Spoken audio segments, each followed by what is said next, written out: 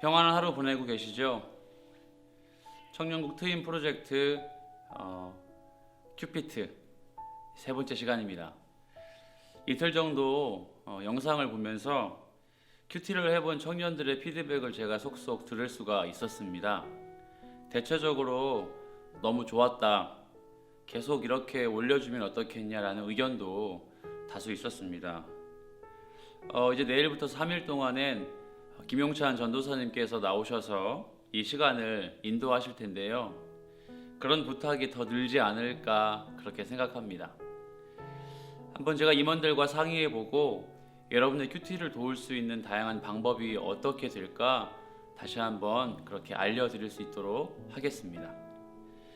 자, 여러분, 본문에 들어가기에 앞서서 우리가 이 요한복음이 주는 중요한 의미를 좀 기억해 봤으면 좋겠어요. 여러분, 요한복음은 다른 복음서와는 다른 몇 가지의 차이점이 있습니다. 그래서 학자들은 마태, 마가, 누가복음을 공관복음이라고 하고 그 공관복음의 요한복음은 빼놓은 이유가 있다는 것이죠. 요한복음의 내용의 방향성의 면에서 뚜렷한 차이점이 있기 때문입니다. 그건 바로 예수 그리스도의 신성을 아주 강조한 복음입니다. 예수님께서 하나님과 함께 계셨다가 이 땅에 오신 그 목적의 뚜렷한 신적인 속성을 강조한 그런 복음서라는 이유 때문이죠. 그래서 여러분, 잠시 영상을 멈추고 성경의 1장 1절을 보시면 태초에 말씀이 계시니라 이렇게 시작하고 있거든요. 다른 복음서와는 다른 방법으로 뚜렷한 차이점이 있는 방법으로 복음서의 시작을 알리고 있다는 걸 대번에 발견할 수가 있겠죠. 그래야 오늘 이 요한복음의 8장 말씀을 더 쉽게 이해할 수가 있는 거예요. 바로 요한복음에 쓰인 방향성을 잘 알고 있다면 말입니다. 본문의 말씀을 한번 들어가 보겠습니다. 요한복음 8장 12절부터 20절입니다. 화면을 보시며 함께 읽어봅시다. 예수께서 또 말씀하여 이르시되 나는 세상의 빛이니 나를 따르는 자는 어둠에 다니지 아니하고 생명의 빛을 얻으리라. 바리새인들이 이르되 내가 너를 위하여 증언하니 내 증언은 참되지 아니하도다.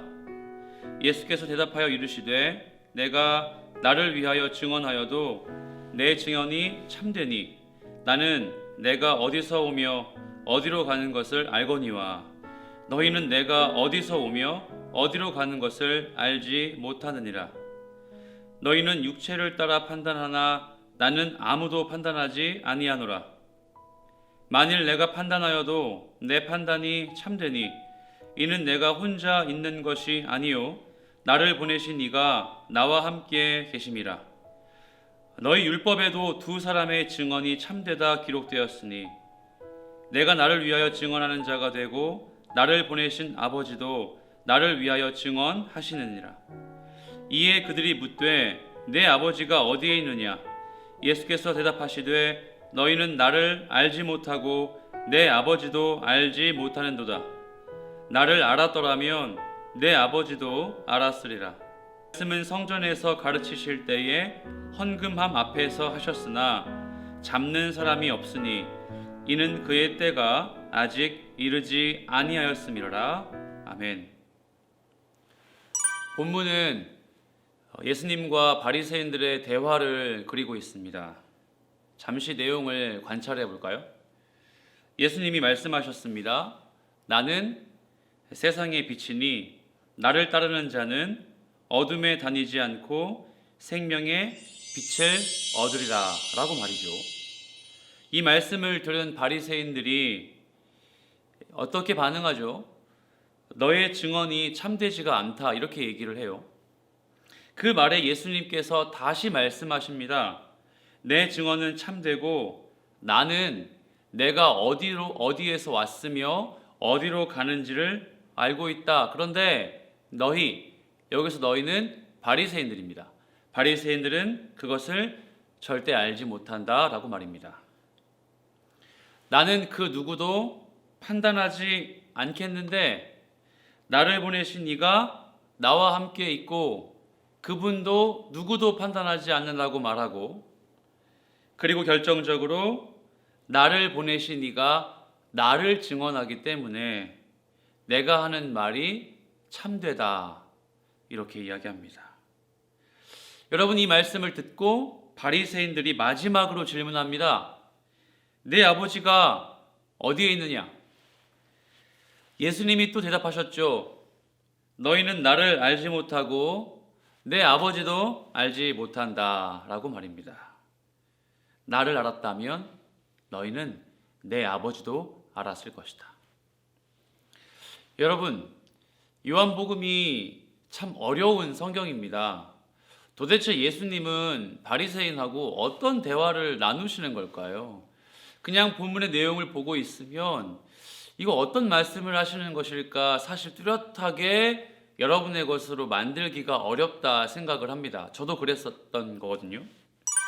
자, 여러분, 예수님과 바리새인들의 대화를 깊이 좀 묵상해 보겠습니다. 여러분, 큐티 매일 하시잖아요. 큐티 하실 때에 여러분 어떤 과정을 필히 겪어야 된다고 배우셨죠? 많은 과정들이 있겠지만 제가 여러분 큐티 하실 때 3가지의 과정은 꼭 그 과정 속에 넣으셔야 된다는 걸 말씀드리고 싶어요. 첫 번째는요, 앞뒤의 문맥을 꼭 살피셔야 합니다. 그리고 두 번째는요, 주목할 만한 단어요. 그냥 넘어가지 마시고 어떤 방법을 찾아서라든 이 단어의 의미를 꼭 짚어내셔야 합니다. 세 번째, 당시의 역사죠. 역사의 상황과 배경 절대로 넘어가시면 안 됩니다. 꼭 이해하셔야 된다는 것이죠. 그럼 여러분, 오늘 본문도 이 3가지의 과정만 겪으시면 어떤 내용을 담고 있는지 이해하는 건 그리 어렵지 않을 것 같아요. 여러분, 그렇다면 앞에 본문은 어떤 내용이었죠? 네, 음행 중에 잡힌 여인 사건이었습니다. 8장 1절부터 11절은 음행 중에 잡힌 현행범 여인에 대한 정죄에 대한 부분이었죠.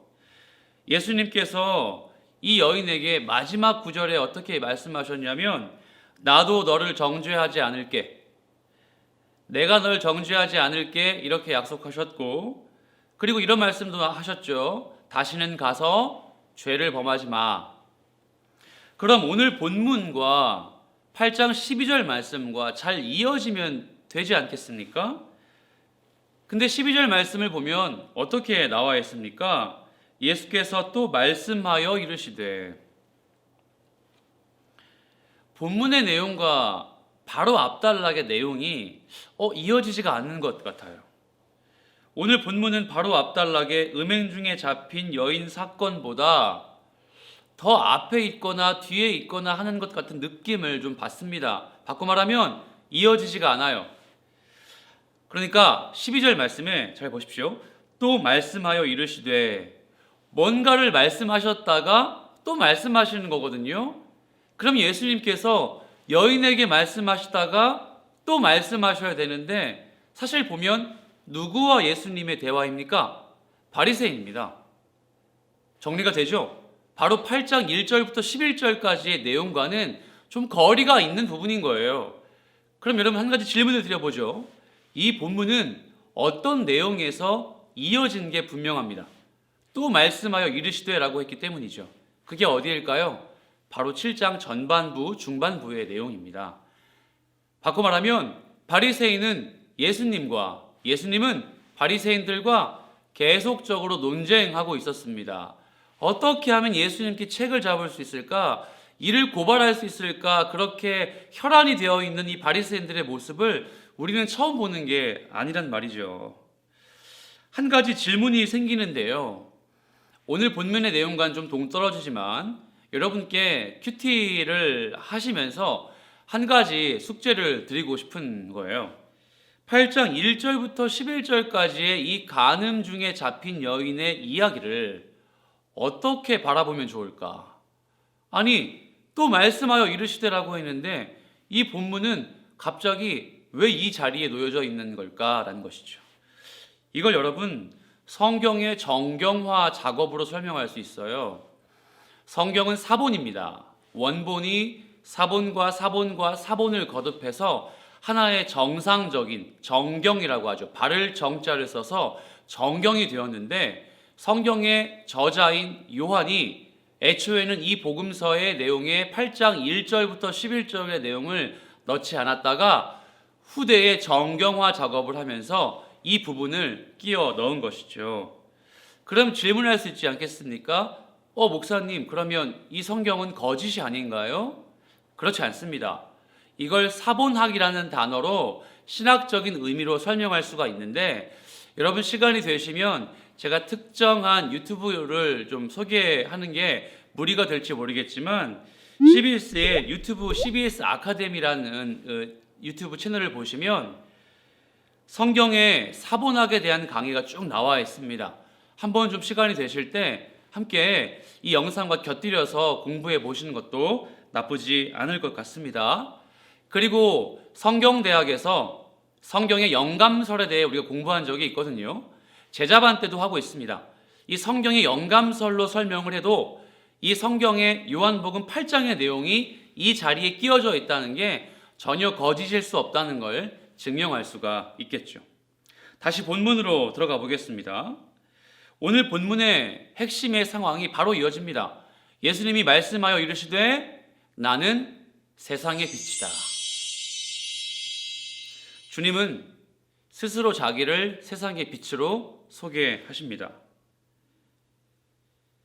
신약성경에 쓰인 헬라어 원문을 보면 이것을 좀 어렵겠지만 한번 들어보십시오. 에고 에이미라고 합니다. 에고 에이미라고 제가 굳이 말씀드린 이유는요, 요한복음에 이 에고 에이미가 많이 반복되거든요. 특히 내일부터 이어지는 본문에도 또 에고 에이미가 등장합니다. 나는 무엇이다. 그러면 오늘 본문의 12절 말씀을 보면 나는 세상의 빛이다. 에고 에이미의 주된 단어가 무엇입니까? 세상의 빛입니다. 바로 예수님께서 자기의 속성, 자기의 성향을 세상의 빛으로 소개하는 내용인 것이죠. 하지만 여러분 기억하시죠? 요한복음이 예수님의 무엇을 강조했다? 네, 신성입니다. 예수님의 신성을 강조한 본문이라는 걸 잊지 마시고 함께 우리 구약성경의 한 구절을 참고해서 읽어보겠습니다. 출애굽기 3장의 14절 말씀입니다. 하나님이 모세에게 이르시되 나는 스스로 있는 자이니라. 또 이르시되 너는 이스라엘 자손에게 이같이 이르기를 스스로 있는 자가 나를 너희에게 보내셨다 하라. 하나님께서 모세에게 하신 말씀인데요, 이건 큰 의미가 있어요. 하나님이 이스라엘 백성을 대상으로 자기 자신을 소개하는 내용입니다. 나는 스스로 있는 자다. 오늘 하나님의 신성을 소유하신 예수님께서 나는 세상의 빛이다 라고 소개한 것과 똑같은 맥락입니다.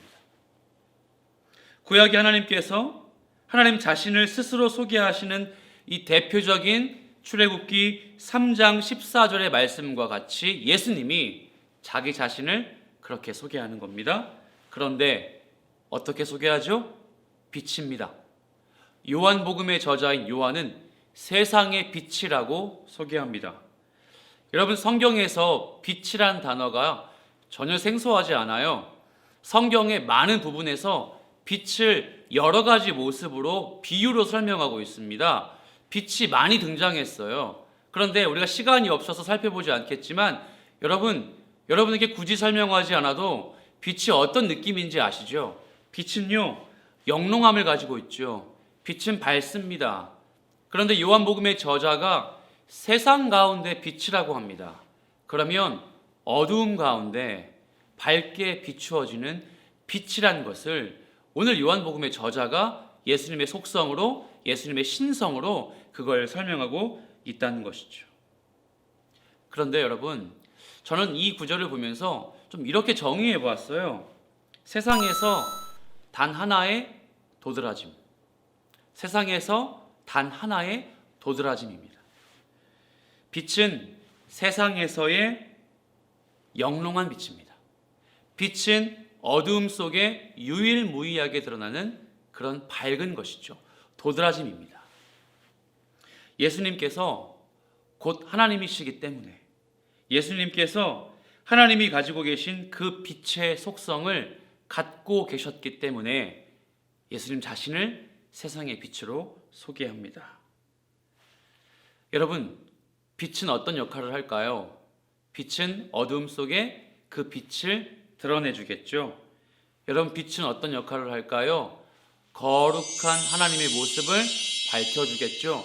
빛은 어떤 역할을 할까요? 알지 못하고 어둠 속에 거하는 자들 가운데 유일무이하게 살아계신 하나님의 진리된 말씀을 나타내 보여주실 겁니다. 그게 바로 예수님이 자기 자신을 소개하는 가장 뚜렷한 이유가 됩니다. 자, 여러분, 그런데 바리새인들이 이 이야기를 듣고 어떻게 반응합니까? 믿지 않습니다. 네 증언이 참되지 못하라고 오히려 반격합니다. 그때 예수님께서 이 구절을 통해서 다시 한번 반박하시는데 이걸 좀 집중해 볼까요? 17절 말씀입니다.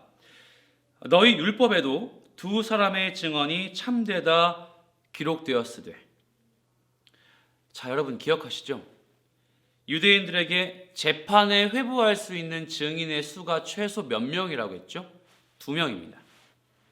17절에 예수님은 그 유대인들이 모두가 알고 있었던 재판의 모습, 증인이 한 죄인을 재판에 회부하는 그 문화를 대입하셔서 예수님과 하나님의 관계를 증명해 보이고 있는 겁니다.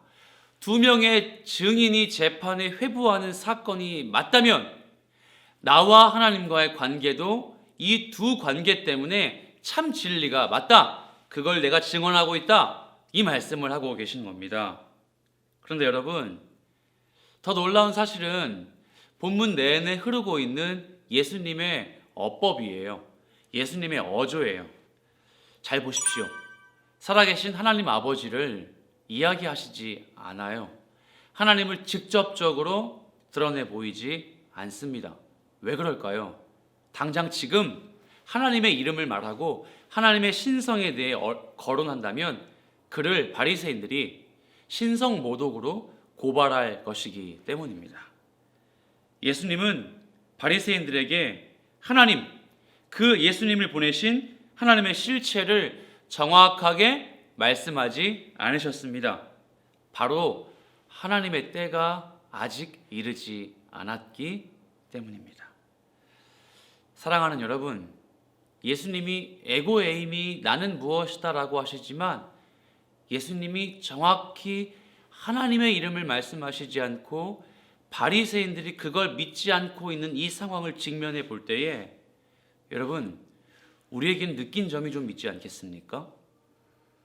주님은 지금도 이 말씀을 듣는 바리새인들 무리에게 진리의 말씀을 선포하시지만 그 바리새인들이 하나님의 때가 아니었기 때문에 예수님의 말씀을 믿지 않고 있는 이 상황, 우리가 직면하고 있는 이 상황도 너무도 비슷하지 않겠습니까? 이들은 어떻게 하면 예수님을 잡아 넣을까 고민했을 겁니다. 이들은 어떻게 하면 주님께 신성모독에 책 잡을까 강구했을 겁니다. 그런데 주님은 반대로 그들에게 세상에 비치신 예수님을, 하나님의 진리의 말씀을 선포하고 계셨습니다. 사랑하는 라이프 캐쳐 여러분, 우리에겐 이 오늘 본문이 적어도 두 가지의 결단을 요구하고 있다는 걸 알게 됩니다. 첫 번째, 예수님을 믿는 것은 어두움에 다니지 않고 생명의 빛을 얻는 것이기 때문에 그 빛이 요구하는 대로 사는 것이다. 여러분, 예수님 믿으시죠? 예수 그리스도가 나를 위해 오셨다는 것 믿고 인정하시죠? 그러면 이 생명의 빛 되신 예수님의 말씀에 우리가 좀 영적인 귀를 기울입시다. 빛으로 오신 주님께서 빛의 자녀인 우리에게 빛으로 살라고 말씀하시는 그 명령에 우리가 반응하길 축복합니다. 두 번째로, 우리 주변에서 아직 세상에 비치신 예수 그리스도의 복음을 인격적으로 믿지 못하는 사람, 믿고 반응하지 않는 사람들 있죠. 그들에게 복음을 연거푸 전했죠. 예수 같이 믿자고 그렇게 고백했죠. 교회에 나와보라고 권면했습니다.